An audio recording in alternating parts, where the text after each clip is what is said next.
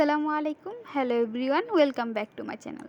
সুপ্রিয় দর্শক, সবাইকে স্বাগতম জানিয়ে আজকে নতুন একটি রেসিপি নিয়ে চলে আসলাম। রেসিপিটি হলো কোরিয়ান ফ্রাইড চিকেন। ঘরে থাকা উপকরণ দিয়ে তৈরি করে দেখাবো এই ফ্রাইড চিকেন। বিসমিল্লাহির রহমানির রহিম। নিয়ে নিচ্ছি চিকেনগুলোকে এইভাবে পিস করে নিয়েছি। রানগুলোকে এইভাবে কেটে নিয়েছি। এইভাবে কাটার ফলে ভালোভাবে মশলাগুলো ঢুকবে। দিয়ে দিচ্ছি গোলমরিচের গুঁড়ো হাফ চা চামচ, আদা রসুন বাটা 1.5 টেবিল চামচ, গুঁড়ো মরিচের গুঁড়ো 1 চা চামচ, জিরে গুঁড়ো হাফ চা চামচ, স্বাদ অনুযায়ী লবণ। নিয়ে নিয়েছি 1 পিস লেবুর রস ভালোভাবে চিপে নিচ্ছি। লেবুর রস দেওয়াতে ফ্রাইড চিকেনের স্বাদ দ্বিগুণ বেড়ে যায়। এখন হাত দিয়ে ভালোভাবে মেখে নিচ্ছি। ভালোভাবে মাখিয়ে ম্যারিনেট করে নিতে হবে। সবগুলো মশলা যেন মাংসের মধ্যে লেগে থাকে, এইভাবে মাখিয়ে নিতে হবে। মাখানোর পর এর মধ্যে দিয়ে দিচ্ছি কর্নফ্লাওয়ার 1 চা চামচ এবং চালের গুঁড়ো 1 চা চামচ। দেওয়ার পর আবারও ভালোভাবে মাখিয়ে নিতে হবে। একটু টাইম নিয়ে ভালোভাবে মাখিয়ে নিচ্ছি। ম্যারিনেট করার পর রেস্টে রেখে দেব 1 ঘন্টার জন্য। চুলায় একটি কড়াই বসিয়ে দিচ্ছি। তেলটি একটু বেশি করে নিতে হবে, মাংসগুলো যেন ডুবো তেলে ভাজা যায়। 1 ঘন্টা পর ম্যারিনেট করা মাংসটি তেলের মধ্যে ভেজে নেব। তেলটি আমরা মিডিয়াম গরম করে নিয়েছি, বেশি গরম করা যাবে না। এক এক করে সবগুলো ম্যারিনেট করে রাখা মাংসগুলো দিয়ে দিচ্ছি। মাংসগুলো বারবার না দিয়ে একবারেই সবগুলো দিয়ে দিচ্ছি।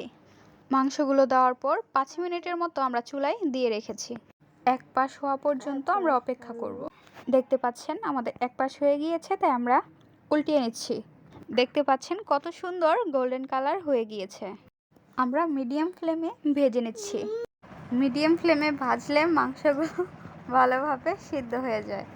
মাংসগুলো আরেক পিঠ ভালোভাবে ভেজে নিচ্ছি। দেখতে পাচ্ছেন ভালোভাবে ভাজা হয়ে গিয়েছে। এখন আমরা নামিয়ে নিচ্ছি। দেখতে পাচ্ছেন কতটা ক্রিস্পি হয়েছে। এখন একটি কড়াই বসিয়ে দিচ্ছি। তেলটি হালকা গরম হওয়ার পর এর মধ্যে দিয়ে দিচ্ছি রসুন কুচি দেওয়ার পর ভালোভাবে নাড়াচাড়া করে নিতে হবে।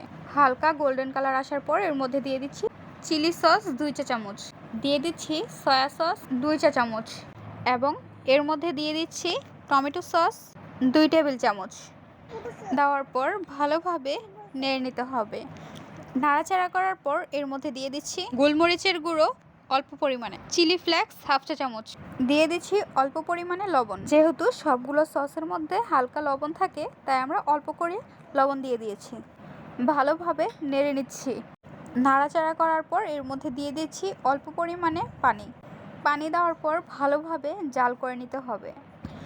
ভালোভাবে নাড়াচাড়া করার পর এর মধ্যে দিয়ে দিচ্ছি অল্প পরিমাণে চিনির বদলে আপনারা মধুও দিতে পারেন।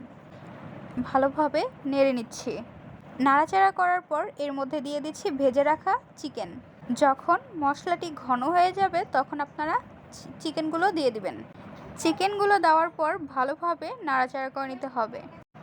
দেখতে পাচ্ছেন কত সুন্দর কালার এসে গিয়েছে।